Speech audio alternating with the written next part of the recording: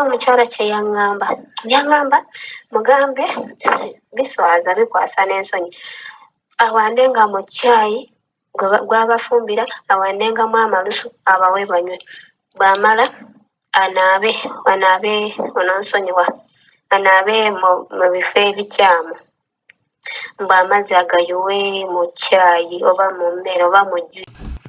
Kadaama TV emabegako awo twabaleeterako Kadaama eyalinga afuka omusulo n'agutabika mu mmere y'ababoosi be n'agufumba n'afumba emmere n'awanga ababoosi nga kino kyamugambibwa ssengaawe yamugamba omuwala oyo yali munnakenya bwe baamukwata n'agamba nti ssengaawe yamugamba nti buli lw'ofumba emmere n'oteekamu omusulo oyina engeri gy'ogonzamu baboosi bo ne batandika okubeera nga bakwagala. Tugenda kubaweretera Kadaama naye ali mu mbeera eyo nga naye baamugamba ekintu kye kimu. Kadaama ono Munnayuganda bwe tunaamala okuwuliriza sitori y'ono omuwala naye nga naye abadde oba akola ekintu kye kimu. Twagala okutwala okulabula bakadaama mwenna abayina omuzoogo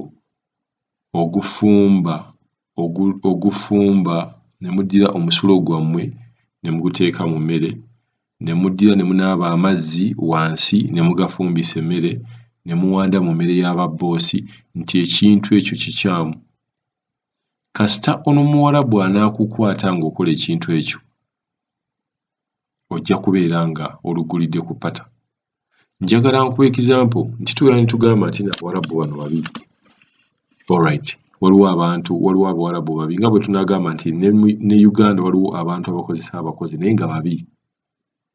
Naye singa gwe okozesa omukozi n'osanga omukozi nga anaabye amazzi wansi n'agafumbisa emmere oba n'oddira ng'omusulo n'omusanga agufumba, ekintu ekyo gw'okitwala otya? So buli kintu kye mukola mwekubengamu mu mutima nti kisinga kibadde ku nze. Kati tusooke tuwulirize mwana muwala ono biki by'annyonnyola ku nsonga eyo then tweyongereyo. Sista Kadaama mbadde nkyakugamba ne bampita kati abaana kituufu bakozesa nnyo omusulo. Waliwo mukwano gwange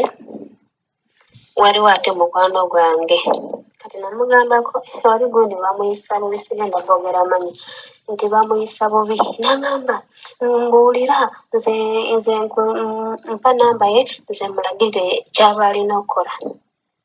Ne mugamba ogenda mulagirira ki? N'agamba gwe mbuulira.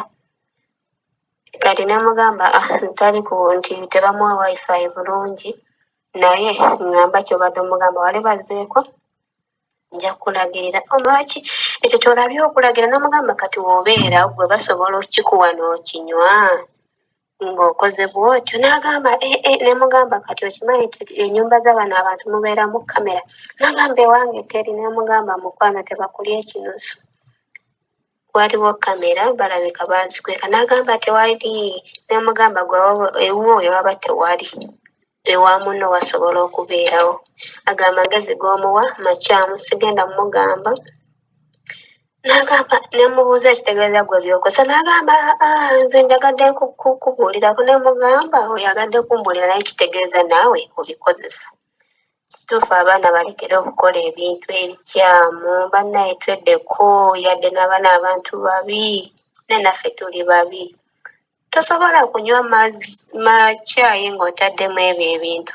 Amalusu owande mu caayi wa baboosi bo, onaabe wansi amazima gennyini oteeke mu caayi newankubadde nabo babeera batutulugunya.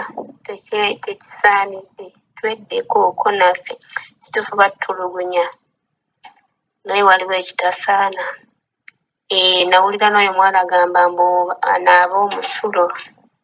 Olaba tonaaba musulo ne bakugamba genda onaabe, kati woona onaaba omusulo. Buli ssaawa babeera bawunyiriza. Nedda abakyala tweddeko tukole ebirala naye ebikwatagana na musulo na biki nedda.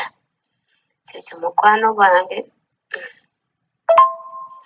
ngamba tukole ebintu ebirala naye nate twerabira Katonda noyetaaga Katonda tusabe nnyo tusabe bajja gamba era osaba biki naye nga twesigame ku Katonda yeeka yagenda tuwanira entalo ze tulimu si bangu kituufu naye nga kekwate Katonda yagenda otugozeza mu mbeera at least bakusangeko ng'oli mu kusaba naye nga sikusanga ng'okozeseza omusulo kibi nnyo oba ng'okozeseza amalusu kibi nnyo. Era omuwulidde nga bw'agambye nti waliwo Kadaama eyamugamba oba ng'awa munne amagezi.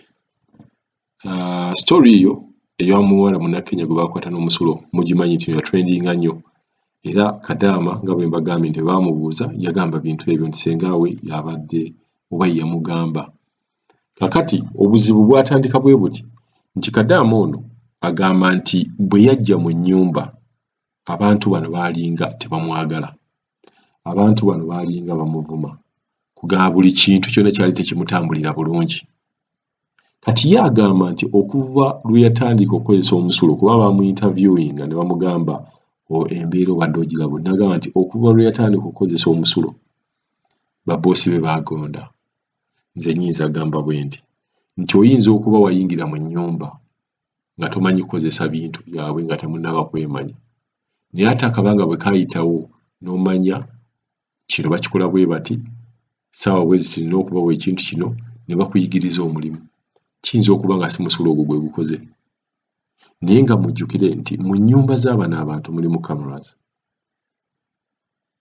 bajja kukwata ne kamera.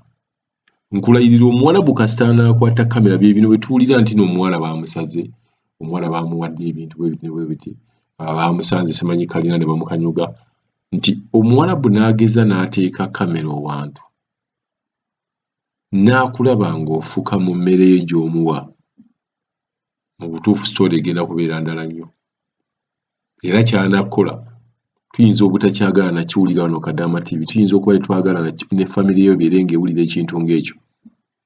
Tewali n'omulundi n'ogumu bw'osobola kubeera nga okwata omusulo gwo n'oguteeka mu mmere ate nga bakadaama gye bali ababikola. Waliyo era ne bakadaama abanaaba wansi ne bakozesa amazzi ago.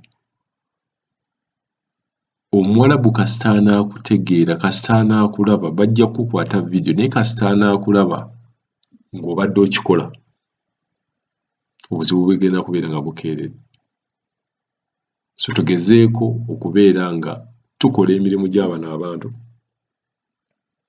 n'obwegendereza n'okubeera nga ate tuli bayonjo.